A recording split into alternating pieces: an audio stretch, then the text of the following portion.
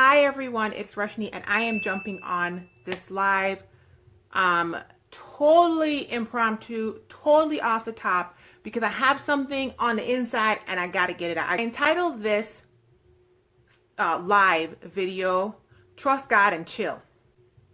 It was inspired by a conversation that I've been having with a coaching client.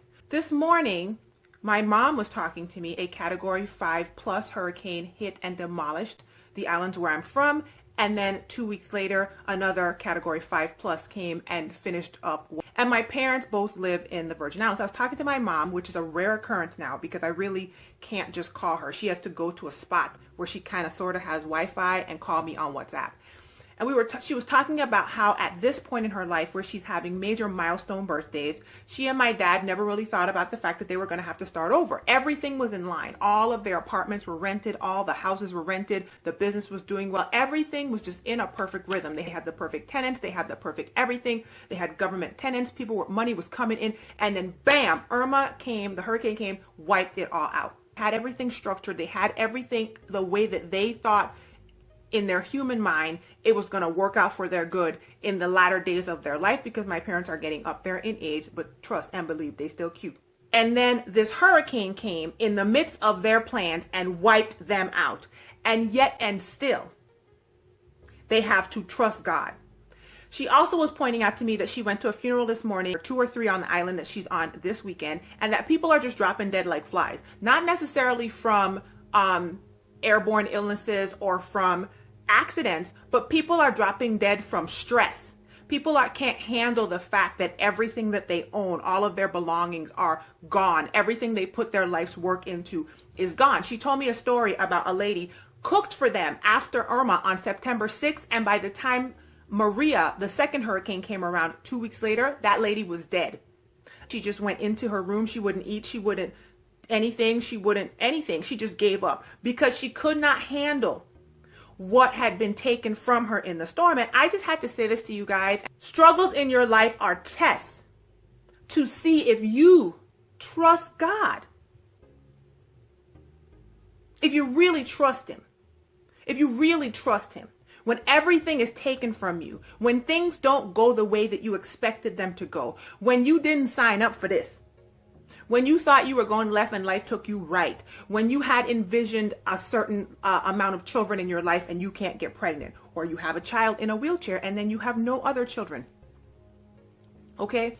If you signed up for a specific thing at your job or a specific career, and all of a sudden everything you've put into that career is not turning out the way you wanted it to. When you look at the numbers of your age and they start going up higher and higher, but you look back and you start taking inventory of what's come of the life that you've invested this time in, and it has not turned out the way you have. When a hurricane comes and takes everything you own, all this stuff behind is gone, including the roof and the ceiling and the fan, gone. And you are in your latter years when you feel like everything is set up. Do you trust Him? If you're frantic and you're to and fro, then I suggest for you to pay attention to whether or not that is a person that trusts God. Because if you trust God, it's like looking back and realizing that when you fall, He gonna catch you. And so you trust in the fall, that the fall is worth falling. If that makes any sense. Because you don't have to catch yourself, because you can't catch yourself. And if you think you can, you are in error. And you're going to fail every time. It's going to bring anxiety. It's going to bring depression. And this is something I have to tell myself all the time. It's going to bring all of the negative coping. You're going to go into your room. You're going to shut down. You're not going to eat. You're not going to drink. You're not going to sleep. And you're going to die. I mean, figuratively, clearly, I'm saying. But you have to question yourself. When you look back, do you trust that He'll catch you? When the situation isn't going the way you thought it was going to be. When I was pregnant with my son, at the 20-week ultrasound, they gave me a negative report. The only way at the 20-week ultrasound that I could see that God was going to work all things out for my good was He was going to heal my son. And so that's all I prayed about from 20 weeks until 36+ when he was born. After he was born and the medical stuff was still happening, I continued to pray. probably all through the first year of my son's life and maybe into the second. I don't even remember because it was all a blur. The only way in my small mind I could see that God was going to work it out for my good is that he was going to heal him. Here I am now 5 years plus into being a mom of a son with special needs. And I look back on this thing and I realize that God is working it out for my good, because if I did not have the child that I had, I could not be sitting here talking to you guys, encouraging you and telling you how to make it through tough times. I could not do it. God changed who I am, and he's continuing to change who I am. I am a totally different person on a DNA level. And so in that way, God is and continues to work it out for my good. He may not heal my son in the sense that I see healing, in the small human mind sense of one day my son jumps up out of a wheelchair and gets to walking, talking, and, doing trigonometry. I don't know. But if he does it, do I trust that the fall is worth falling and he is catching me?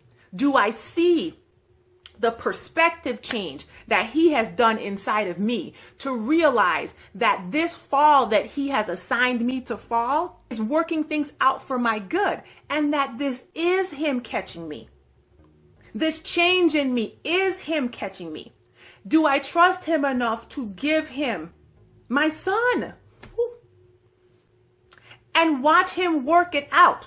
Like, do you trust him enough to give him your job, your worries, like the issues you have with your parents, the issues you have with your coworkers, the issues you have with your spouse, the issues you have with your friends, the issues you have with your home? Do you really believe that he can catch you?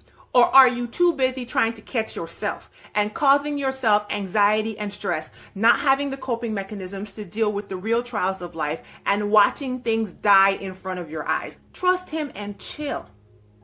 The way this life is set up, none of us get out alive. Sorry, I had to say that. But it's true. And if you don't have anything bad happening in your life yet, you know how the old people say, keep living. Keep living. I don't mean that as a threat. I mean that as a truth. It's coming. And so how can you cope with the things that are coming? How can you cope? The Bible says that you cast all your cares. Cast them. It means to actively take that worry and that stress and that thing that you are holding on to and chuck it over there. Know that it's not for you. You don't even want it to be near you. Fall back and know that no matter the outcome, whether it's the outcome you think you were supposed to get or not, I just blessed myself. Whether it's what you saw in your plan or not. I used to have a friend, and he used to say, man plan and Jah laugh, which is man plans and God laughs. Because we as men, we have our little plans. My mom always say, Roshini, you 41 little years. You know why? Because she way past 41. And so we as human beings, we have our little plans. And we come to God with our little plans, like he's a vending machine. And we walk up with our little coin of faith and we say, okay, God, I want a Coca-Cola outcome. And we put our little faith in and we press the button. And what comes out of the vending machine? A Pepsi. A freaking giraffe. He don't even care what you ask him for sometimes. He'd be like, Coke? What Coke? Okay, but do you trust him when he gives you the Pepsi, when he gives you the giraffe, when he gives you the negative report from the doctor? Do you trust him when the job that you thought was going to be your way of escape from the hardships of this life calls you and tells you don't come in anymore? Do you trust him when the relationship that you thought you had signed up for ain't gonna work out? Person you in a relationship with got a whole different idea. Do you trust him when you wake up one morning and by that night a natural disaster has taken every physical thing you've worked for? Can you watch him take you through fire and know that he's going to come, you're going to come out on the other end because he's going to catch you? You don't have to catch you. You will not catch you. From somebody whose last name is Cope. The best coping mechanism is to know you can't cope. So to give up your need to be in control of the coping and let God do the coping for you. Fall back knowing that no matter what, God, the creator of all things, the Alpha, the Omega, the beginning and the end, the person who was, is, and is to come, who made everything in your eye gates, who made you, okay? Who created and designed all of this. The fact that my brain can say to move these fingers, these eyes can look out here and see this telephone that I'm talking to you guys on, strangers on the internet. That God who inspired man to do all of that thing has the ability and is concerned enough to catch you. He has taught me how to remain relatively sane and to have joy unspeakable and full of glory in the midst of the chaos. You know why? Because no matter what happens, you guys, I gotta go because I feel like I'm about to cry. No matter what happens, my intention is to trust God and to chill because he got me.